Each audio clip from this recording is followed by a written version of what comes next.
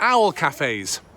This is something that has existed in various cities of Japan and other places, including Moscow and Abu Dhabi, for some years now. They're rather like a cat cafe, a place where you can sit and sip your tea and nibble on your Victoria sponge whilst felines walk around and sit on your lap. An owl cafe is an indoor venue which allows you to interact with different species of owls. Now, I've never been to an owl cafe, however, due to the wonders of YouTube, I can see exactly what goes on in these cafes. In this video, I'm not going to talk about any specific owl cafe, but just the cafes in a general sense. The owl cafes vary quite a bit, some of them with the owls free to roam around, a bit like a walk-in aviary, and others where the owls are tethered. The YouTube videos on these owl cafes vary too. Some are very positive, some are kind of neutral, and there are some that are very negative, claiming that these owl cafes are abusing animals or something like that. So in this video, I'll give you my opinion on owl cafes from the perspective of a professional bird of prey display falconer.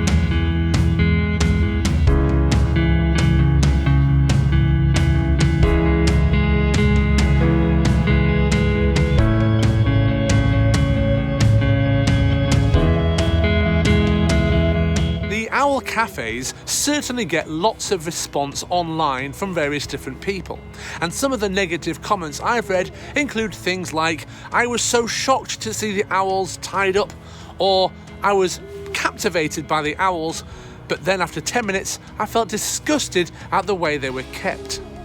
So, do I think the owl cafes are a good idea? Well, I'll get on to that in just a moment. First, I'd like to address a couple of things.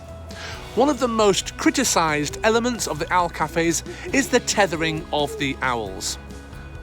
Falconers have been tethering birds of prey for thousands of years. Birds of prey, including owls, sit and rest as much as possible. It's the best way to survive. So tethering owls is okay, providing, and this is important, that the owls spend most of their time free-lofted in an aviary, and even better, get to fly free on a regular basis. The owls tethered in the cafes are on a short leash. This is for control. This prevents the owls from flying around, landing on people or flying out the door, and crucially it also prevents the owls from attacking each other.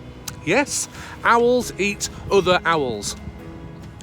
Another common concern about these owl cafes is that the owls may be feeling stressed or anxious. Well, the owls they're using are clearly very tame hand-reared birds. A wild temperament parent-reared owl wouldn't sit so still and calm in a setting like that. It's also worth mentioning that the owls they're using probably feel more calm indoors than they would if they were outdoors. When they're outdoors, they have to worry about other wildlife, potential predators and things like that. Whereas indoors, they'll see it's just people, and as they're hand-reared, they're really used to people, so they simply calm down and almost fall asleep. I should also mention that the cafes do seem clean and tidy, and the staff do seem very knowledgeable. I do, however, have a few concerns.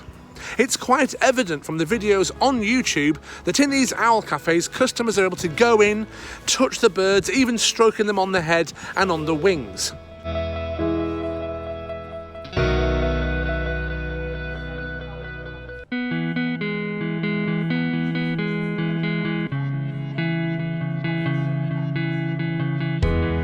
We operate a policy of minimal touching. So we only touch them on the breast here with the back of our hand and perhaps gently on the feet. We never stroke them on the head or on the wings. And this is because birds of prey have a special oil on their feathers which provide waterproofing, contain vitamin D and other nutrients, and our hands are quite dry and coarse. So if we stroke the owls, we actually would remove that oil. So stroking the owls is really not good for the owls' health. And I'm not entirely sure that the owls in the cafes want to be touched all day long by different people. That's maybe a little bit too much attention. I've also seen some of the handlers holding the birds without a glove, which is a really bad idea because they have very sharp talons and they may suddenly grip, which would be very painful. And I also don't like seeing the owls put on people's heads.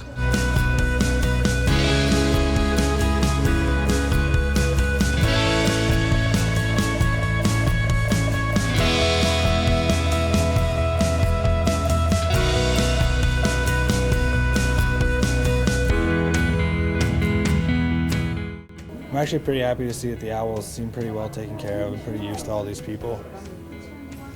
He's a little unhappy right now. Oh.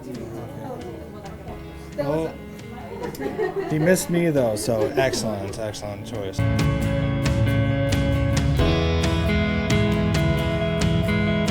When we run our bird of prey displays, we have the birds set up in a cordoned off area. This prevents anyone from just reaching in and touching or grabbing the birds. And when we do customer holds, it's one-to-one with a professional team member who's there to answer questions, educate them about owls in the wild, aspects of falconry, how to keep owls, and they're there to remind them not to touch them and other safety measures. And this is something the cafes do sometimes seem to not have, a good element of control. It does seem at times a little unprofessional. So in conclusion, I have no great opposition to these owl cafes, providing that the owls are well cared for, have good nutrition, get lots of enrichment and attention, health checks, and get to fly free on a regular basis.